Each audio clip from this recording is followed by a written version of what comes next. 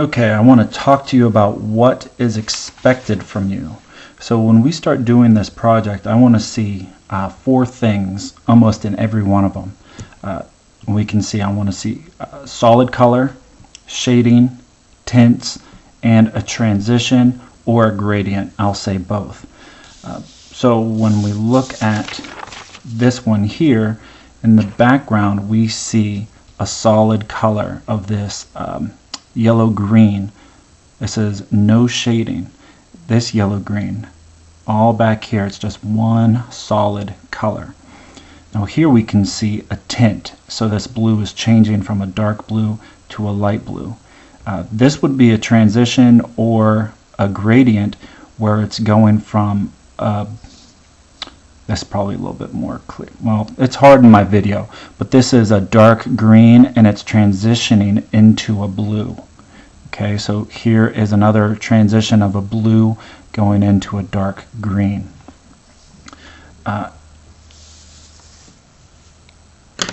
going to show how to do a solid color. So I'm just going to pick anything here. Here we go. We have violet.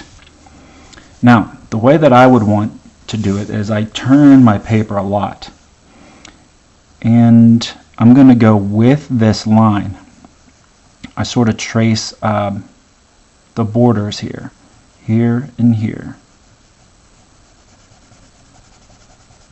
Inside I can go a little bit quicker, but anytime that I go near an edge, I slow down. So notice I have this white gap along this edge. What I'm going to do now is turn my paper, because my hand goes really nicely this way, up and down. So here I can go up and down, and I'm coloring that in solid. Now I really take my time near corners, and I just slow down. And anytime that I'm doing something inside of a middle, I can speed up a little bit. But I go to the edge and I slow myself down. One of the things that I see a lot are students that try to go in this direction. They try to go up and down, and as they're going up, they try to stop at that black line. And what usually happens is something like that, and it might be an accident. So you're going outside of your lines. That's why I think it's safer to go with the line and then slow down whenever you get to an edge. So that is my example of doing a solid color. I oftentimes practice too. So here, instead of just having a square, I have kind of a crazy shape where I'm going to practice slowing down in the corners. Oftentimes I'll get all the corners while my pencil tip is still very sharp, because once the pencil tip kind of flattens out or gets dull, I can still do the inside of whatever shape that I'm trying to color in. So you notice how I've gotten all of those very sharp tips, and now it's easy for me to still kind of follow the line, but on the inside I can go fairly quickly. But I slow down near the edge. Again, I would not try to do something like this way and try to stop at the line. Instead of going with the line, got a couple more. Whoops. And now it's easy and quicker to go this direction. Alright, same thing with a crayon, if that's what you're working with. You can do solid colors with the crayon as well. Notice I can go inside of here very quickly, but I slow down near the edges. I turn my paper to get this line, and that's how I do solid colors. Now for shading,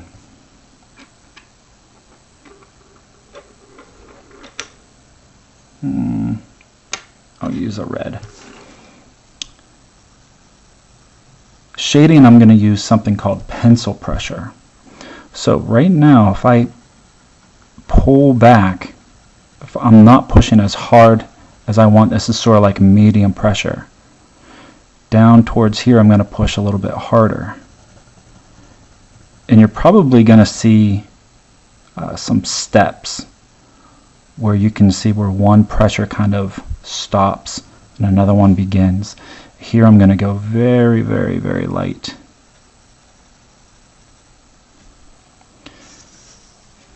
Zoom in a little bit closer here. So hopefully you can see where this is heavy, medium, and light.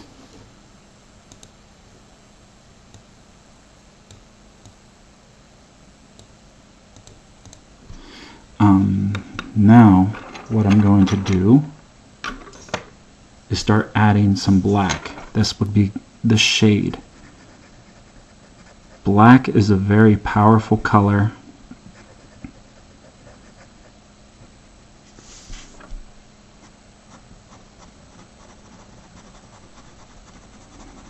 So here I'm hardly pushing, and now I'm overlapping. I'm going right over top of that red layer.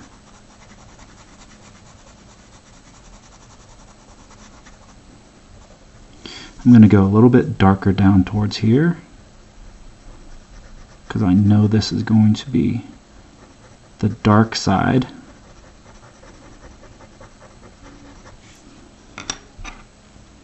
And now I'm going to go over top of it with the red. So there's times where I do like ovals and circles or stripes up and down. But I'm trying to hide the evidence of my pencil strokes.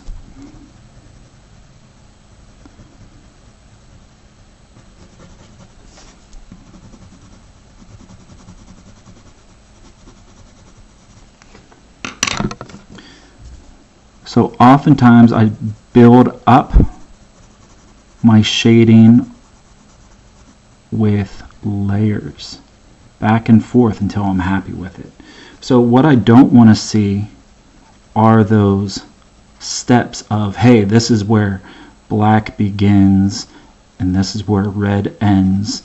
I don't want that. I want a smooth transition. A smooth transition.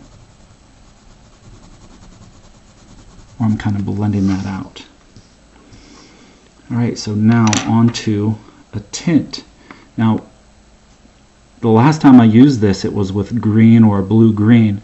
That is going to be a problem that you need to look out for, especially with white and yellow.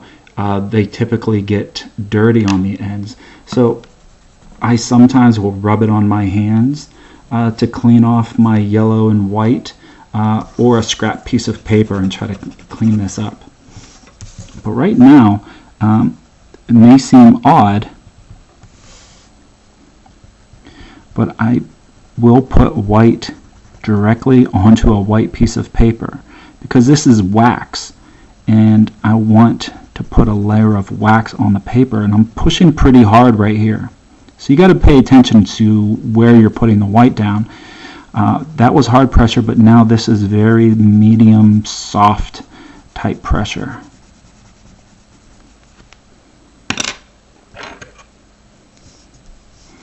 And now I do kind of the same thing where I'm going to push really heavy pressure with this blue.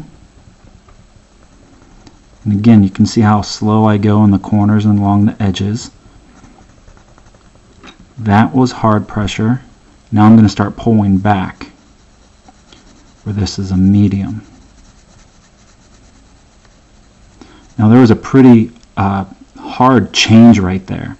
What I want to do with pencil pressure is soften up that edge. Now here I'm doing circles, kind of ovals, and I'm making that edge softly go lighter until it disappears. Now I'm going to start going into that white colored pencil.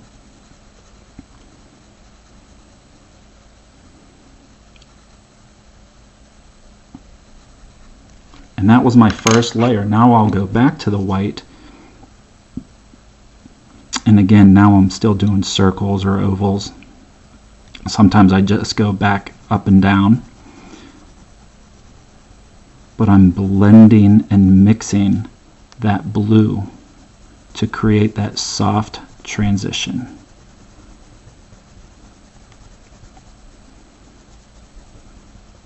And then I'll go back to blue.